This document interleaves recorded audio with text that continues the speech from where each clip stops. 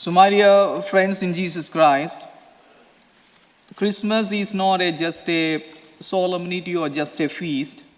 It is the greatest sign of love the world has ever seen. Late Pope Francis once said, Christmas is you. Christmas is you. Christmas happens when we allow God to be born again in our hearts. That's why Pope Francis said, Christmas is you. When we open our lives to Him, heaven touches earth.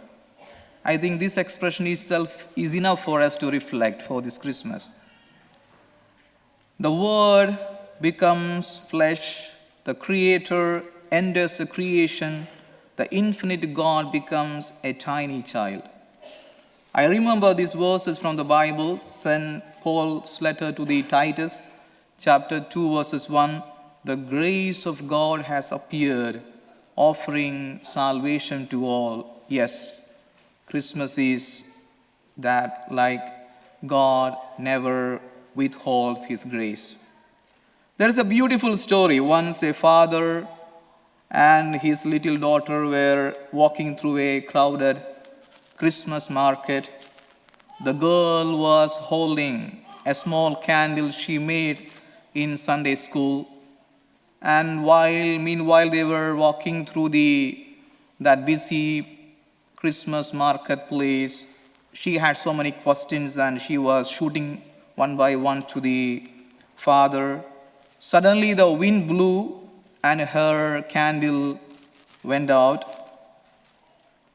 And then this father lit his own candle.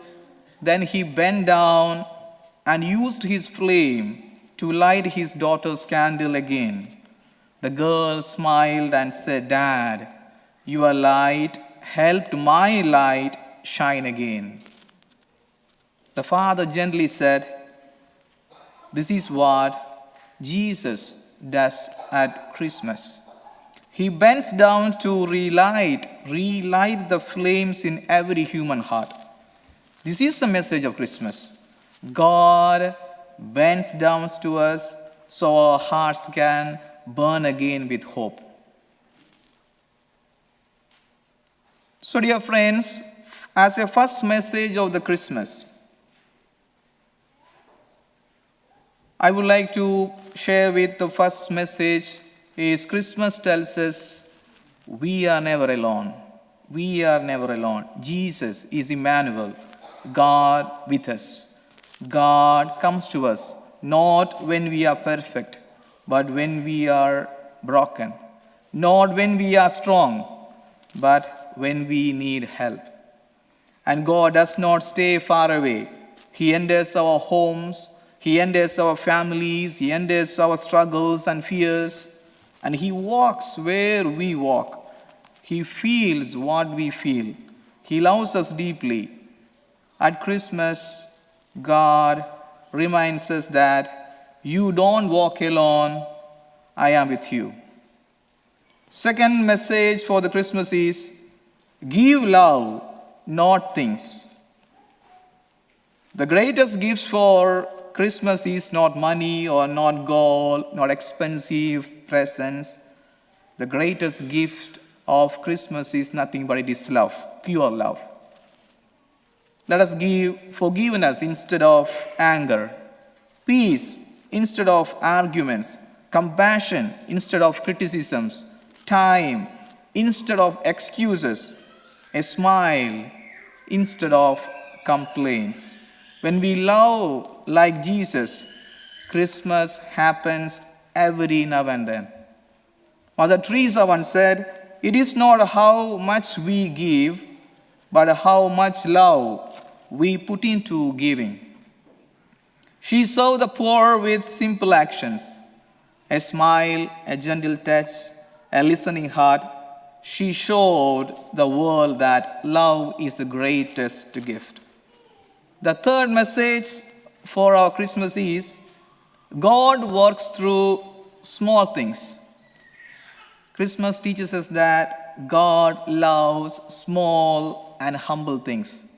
And we have beautiful examples here, a simple major, and we have a simple carpenter, Joseph, a young girl named Mary, and shepherds, and tiny baby. This is how God chose to save the world. Christmas invites us to value small acts of kindness, simple prayers, daily small sacrifices, ordinary people, quiet moments. So great holiness often hides in simple lives. St. Francis loved the poor and simple life.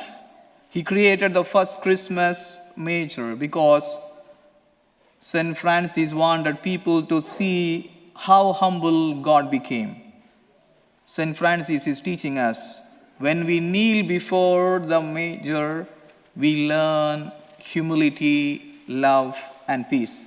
So, my dear friends in Jesus Christ, Christmas teaches us three great truths. God is with us always. God is with us always.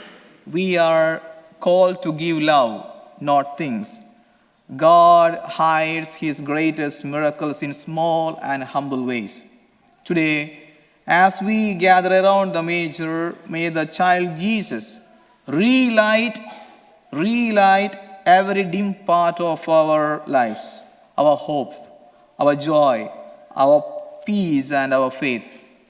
May we not only celebrate Christmas, but we may be able to live Christmas every moment of our life.